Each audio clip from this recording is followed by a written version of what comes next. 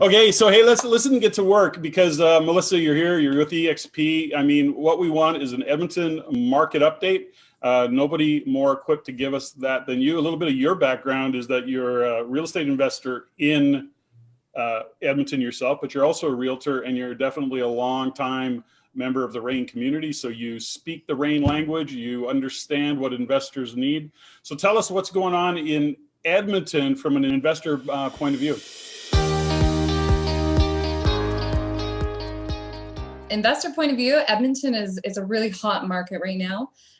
There's a lot of inventory that we've seen come out that really fits the RAIN model of revenue generating properties.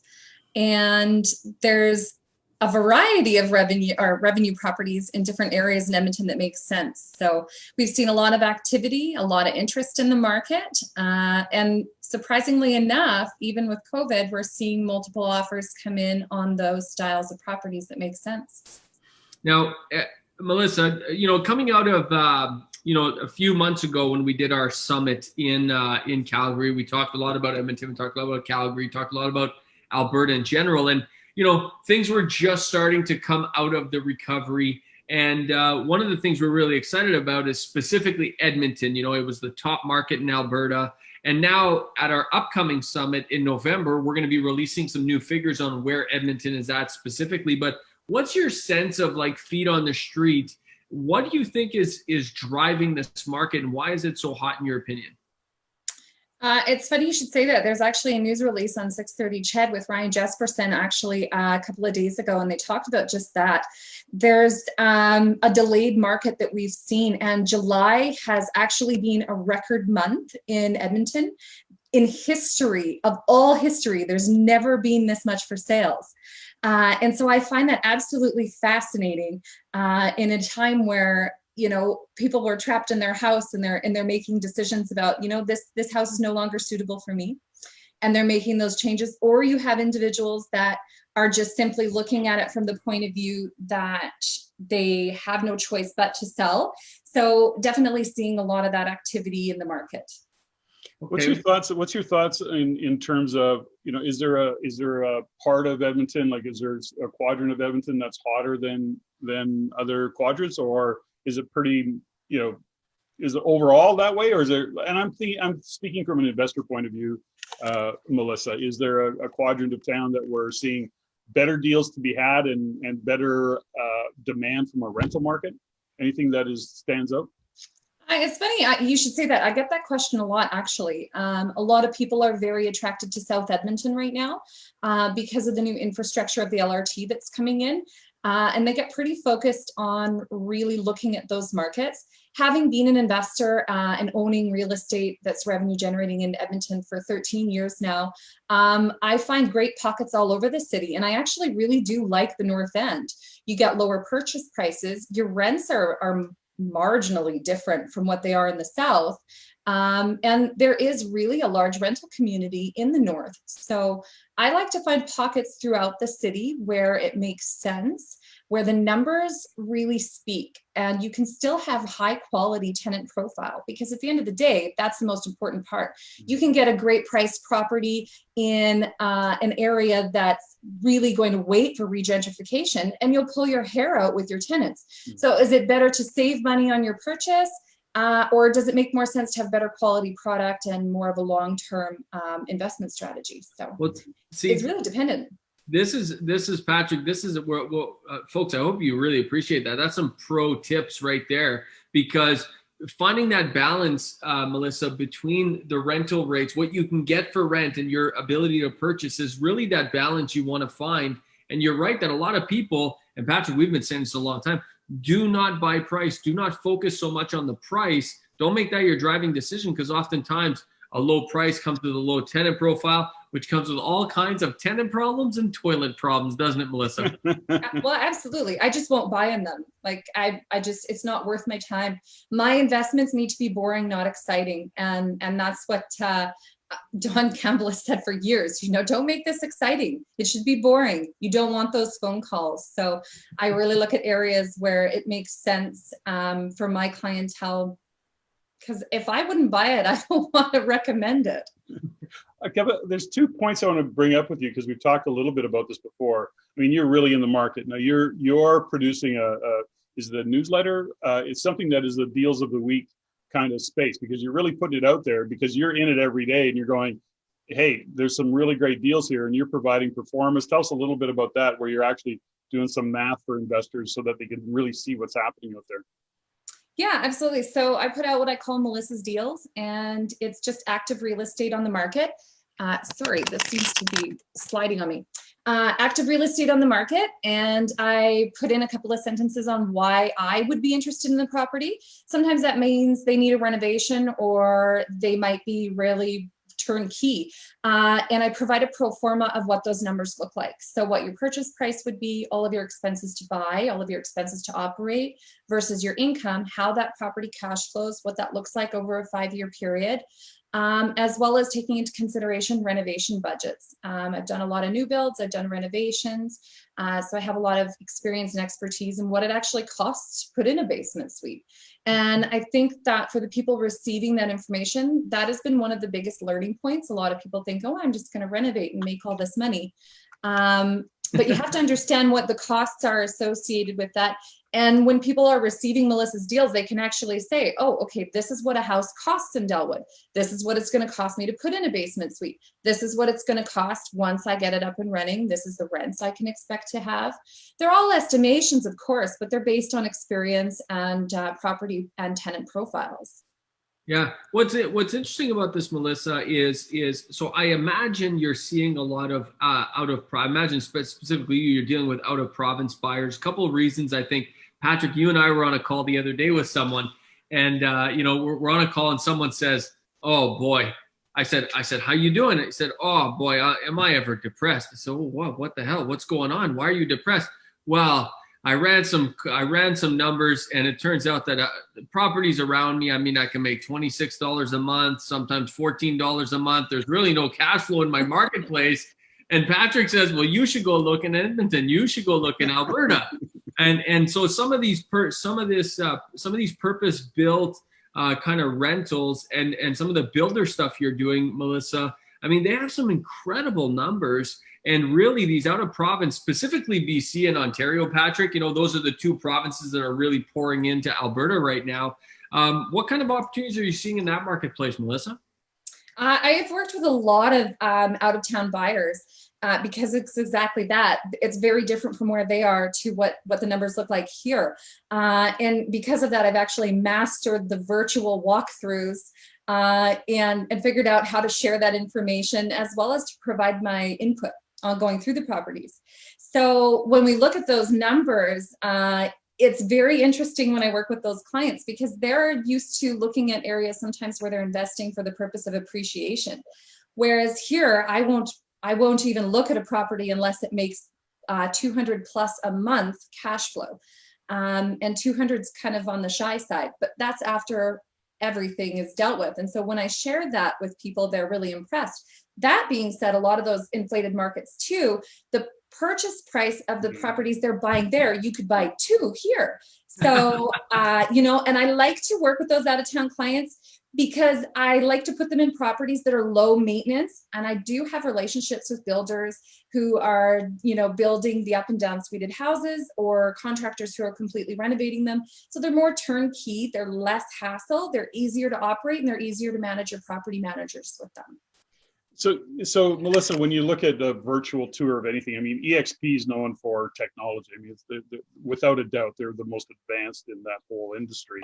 But what about you? Like, what do you, when you do a virtual tour, because, especially for your out of town investors, they can't touch it, they can't feel it, but I mean, they can see it now with technology. What kind of stuff are you doing in terms of a virtual tour? What does that even mean? Yeah, so what I like to do is I'll schedule the appointment to go and look at the property. Often they come from Melissa's Deals. So one of my out-of-town investors will be like, hey, I saw that deal that you put out. I want to know more about it. And I'll say, perfect. I'll go to the property, schedule a viewing for myself to enter, and I'll do a video walkthrough with my phone and I upload that into YouTube so that it's easy for them just to click a link to be able to look at it. And then from that point on, the conversation expands. They want to know more about it. And as I do the walkthrough, if it's, let's say it's something that would need to be legalized, you know, I'll point out the fact that, hey, these windows are too small, they're not egress, you're going to have to look at concrete cutting on this particular property. Like sharing some of that actual, what are you going to need to roll up your sleeves and get in there and fix in order to make this an operational revenue property. Yeah. So, go ahead, JT. No, you go ahead, Patrick. I just wanted to add to that, because when we talk about out of town, and I think, you know, to your point, when you look at what's going on in Alberta, you know, we talk about don't buy price, but at the end of the day, you're actually buying two of the largest cities in the province. You know, Edmonton, Calgary, very, very popular right now. And you know, when you compare it to some of the places in Southern Ontario or BC, I mean, it is really like you're getting 2 for 1. It is kind of priced in that way. Plus, you get great cash flow. That's all to say this: out of town investors are concerned about property management. How are you connecting people to support them around property management? Have you got good connections in that space, I'm assuming? Can they be confident on the property management side of things? I do, absolutely. I'm actually working on building out a resources page with my website. Having been in this business for a long time, I know a guy that can paint your exterior stucco or fix your garage doors, or you name it. I've got a list of people. And I always tell the people that I work with, I don't care if it's 6 months from now that you've bought a property from me. If you need a sump pump and you're just not sure what to do about it, call me. I've got a guy for that, or a gal. So I'm working on really building that out and just creating relationships with people in my local community where there's reliability. So, you know, you don't always have to phone me. You can just click on my website, find that resources page, and then have access to that. And these are people that I've used, that my clients have used, that I'm confident with sharing. And again, it's about building relationships and communities. So especially now in this time of weird economic situations, I like supporting those businesses and encouraging them to do well as well. So beautiful. Well, one of the things, Melissa, with Edmonton specifically, similar to Ottawa, for example, like it's a capital city. It's got a lot of government in it. It's going through its government changes and so on and so forth, but it still has a lot of government. And in a time like this where economics are quite, quite risky. I mean, there's a lot of numbers that are not yet public. There's a lot of uncertainty around economics. There's a ton of confusion around what the media is publishing. You know, we kind of view Edmonton as a little bit more insulated, not completely insulated, but a little bit more insulated than maybe the rest of some other places. How are you seeing that? Are you seeing that playing out yourself in terms of rental demand, property purchase demand, so on and so forth? Are you seeing that in the market? Absolutely. Edmonton's a funny little city like that. We're full of really just rough and tough resilience. We've had all sorts of bumps in the road in dealing with our economy.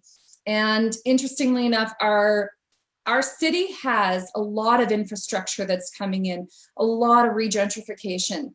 And those plans haven't left the table. There's been projects that have been delayed, but all of it is still expected to come through the pipe, which is creating jobs, which is creating increases in property values in certain areas. We're seeing that trickle out effect. And one of my favorite parts about Edmonton right now, and I would encourage you to name a city that has this, and I think you'd be hard pressed to figure it, but there's 600 acres neighboring our downtown that's raw, and the infrastructure and development that's coming into that community, it's called Blatchford, is unreal. And just, you know, had that eco footprint coming into there. There's 2 LRT stops, and I can't imagine coming up with another city that has that much land next door to its downtown. So, you know, none of that is going away. We're still positioned very well for our infrastructure. And I think because of that, we've really rallied well. Our price points aren't so off the charts that we're seeing those critical dips because our price points weren't that bad to begin with. You know, we're not dealing with a largely inflated market. So rallying, I think we're doing great. Now, being a property owner, we own 14 rental properties. We manage all of it ourselves. So I'm in the trenches. I'm showing my own rentals. I'm fixing them. I'm in there all the time. I'm dealing with tenants constantly. And so from that, we've actually been increasing our rents during COVID, and it's been kind of mind-boggling, but we haven't been able to do that in a long time. So I think Edmonton itself, if you were to put your money in somewhere, it's a stable market. As stable as it's going to get. I don't have a crystal ball, of course, but Well, there's you said a lot in all of that, and it's really great. I think there's number one, rents starting to come up in certain areas. That's a pretty consistent message throughout Alberta, but primarily in Edmonton and Calgary, we're starting to see increases in rent, which is great because the market really got hammered over the past 4 or 5 years. The Alberta market has been hammered hard, so we didn't get that big lift in appreciation in prices in housing. But I really liked about what you said, Melissa, which is the true investor in you, which is you're looking into the future. You talk about that 600 acres under development. What is that going to look like? And it really speaks to, as an investor, we have to look into the future and saying where's the demand for our property going to be in the future? Where's the appreciation going to be? What is the tenant profile? And we have to look into the future as well. And making decisions today, we have to be able to say, okay, where is real estate going?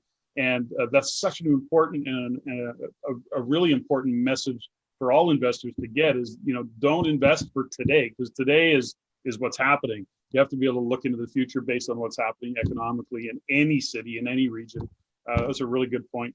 I get fired up about Edmonton. I mean, it's my hometown. I love it. So do I. I live here. It's great. Can't wait for -30. One of the things, Patrick, that we always talk about at Rain is building your power team, and it can't be understated, especially in a video like this. Someone may be watching this and they think, "Oh wow, cool." Melissa, great realtor, been in the business a long time, but it's very difficult, Patrick, and you know this firsthand. And Melissa, you're in the game. To find investor-focused realtors. It is a bad assumption. It's made every day that all realtors know about the investment market, but they really don't, Patrick. They really don't. And Melissa's very unique in that sense, where she's looking ahead, she's looking forward, she knows what drives the markets, and as a result, being a property owner herself, it completely sets her apart in very, very unique positioning. And I don't know how many realtors there are over there, Melissa, in Edmonton. Probably, about 3,500, I think. 3,500. Oh, it's crazy, right? But of those 3,500, there are literally only a handful, Patrick. That's the truth. It's such a unique position to be in. So, Melissa, you're doing great work. We really appreciate the support you give our RAIN members, and that's across the country. I mean, RAIN is the only national organization that supports real estate investors coast to coast, and a lot of them are from out of town coming into places like Edmonton and Calgary and Alberta, and they need great people like you. So great work. Yeah, thanks a lot, Melissa. Really appreciate it. 28 years RAIN's been providing education on a national level, and you haven't been around 28 years. You've been a long time RAIN member, so you speak the language, which is a really, really important part. You understand the actual philosophy and the economic fundamentals that drive real estate. So it's always appreciated, Melissa. How last question, Melissa, we'll end on this, is how do people sign up for your Melissa Deals of the Week? You go to my website, melissashimko.ca. My last name is Shymko, and that's Melissa with 2 S's, 1 L. And you click at the top that says investment real estate, and at the bottom you click the link. That's wonderful. It. Simple. Yeah. That's great. Thank you so much, Melissa. Have yourself an awesome day. Patrick, thank you.